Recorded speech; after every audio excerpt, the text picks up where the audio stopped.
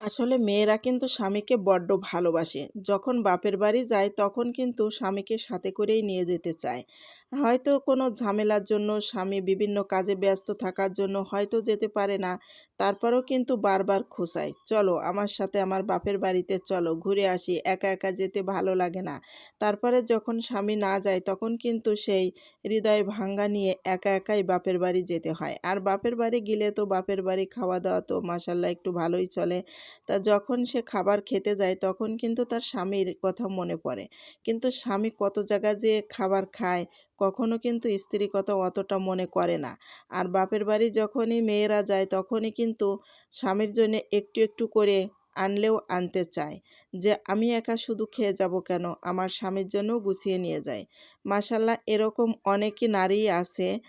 আসসালামু আলাইকুম, সবাই কেমন আছেন? এই ছোট মাছগুলো হচ্ছে আমাদের মধুমতি নদীর মাছ। আর এই মধুমতি নদীর মাছ আমার খুবই প্রিয়। আর আমার বড় আপু তো সেই পছন্দ করত।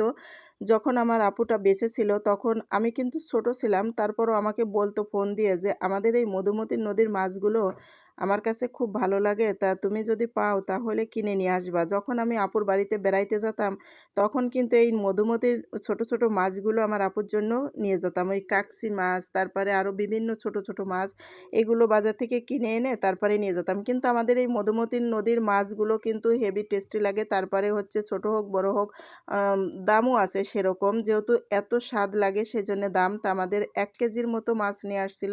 তা হাফ কেজির মতো মাছ ভাবি আমাকে দিয়ে দিচ্ছে। বলছে যে, "এগুলো তুমি একা খেয়ে যাবা না। তুমিই হচ্ছে বাসায় নিয়ে তারপরে তোমার স্বামীকে রান্না করে খাওয়াবা।" তা আমি আলু দিয়ে, টমেটো দিয়ে হচ্ছে আর এই মাছগুলো দিয়ে হাত মাখা করে রান্না করে দিচ্ছি। কারণ আমি যা, যা খাইছি একটু, একটু করে আমার স্বামীর জন্যও গুছিয়ে নিয়েছি। এই তো সত্যি কথা বলতে যেখানে আমি যে আত্মীয় বাড়ি যেখানে গেছি না কেন, যা খাইছি তারা আবার সেইগুলোই খাবারই আবার গুছিয়ে, গুছিয়ে দিয়ে দিয়েছে বাটি ভরে করে। আমার আপুর হচ্ছে ছেলের হচ্ছে খাতনাতে গেছি, তারাও আবার মাংস বাটি ভরে দিয়ে দিয়েছে। তারপরে মাদের ওখানে গেছি, ওখানে গিয়েও যা, যা খাইছি আমার ভাবি আবার কাঁচা মাংস দিয়ে দিয়েছে, আবার এই মাছগুলো দিয়ে দিয়েছে। বলছে, "তুমি একা খেয়ে যাবা কেন? তার জন্যে নিয়ে যাও। সে যেহেতু আসে নাই।" দেখেন তাহলে কত বড্ড ভালোবাসা। কারণ ছেলেরা সব জায়গায় ভালোবাসা পায়। মেয়েরা কিন্তু এতটা ভালোবাসা পায় না।